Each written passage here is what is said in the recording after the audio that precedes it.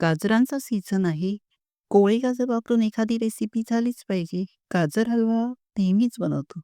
पण गाजरांची बर्फीची यात मी डेसिकेटेड कोकोनटही वापरलंय. नमस्कार, मी वर्षा. बीएम्स किचनमध्ये तुमचे स्वागत आहे. चला तर वळूयात कृतीकडे. सर्वात आधी 1 किलो गाजर स्वच्छ धुवून पिलरने पील करून परत स्वच्छ धुवून घेतले. इथे मी हे एकदम कोवळे आणि बारीक गाजर वापरले आहेत.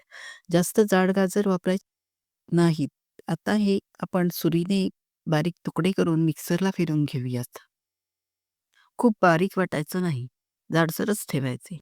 आता इथे 1 वाटी डेसिकेटेड कोकोनट अगदी अर्ध्या मिनिटांसाठी मंद गॅस फ्लेमवर भाजून घेतलं.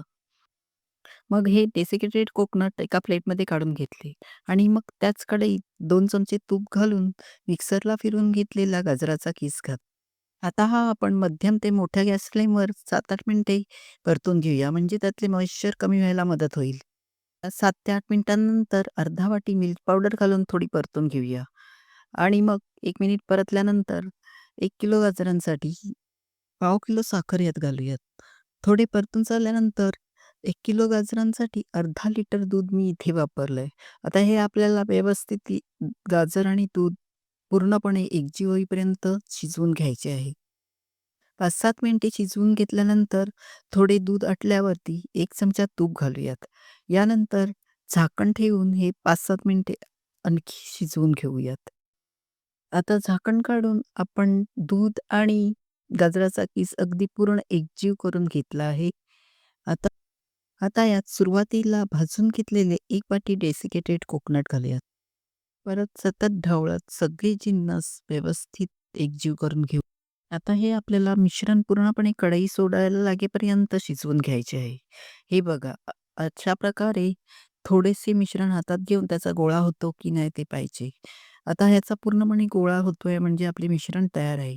बर्फी सेट करण्यासाठी एका प्लेटला थोडे तूप लावून तयार करून ठेवूयात. हे आता लगेचच प्लेटमध्ये ओतून घेऊयात आणि मग सुरुवातीलाच बलित्यानेच थापून घेऊयात. थोडे कोमट झाल्यावर हाताने थापत छान चौकोनी आकारात सेट करून घेऊयात.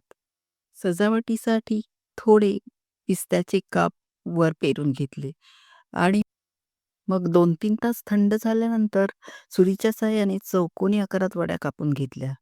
हे बघा किती सुंदर वडी तयार आहे.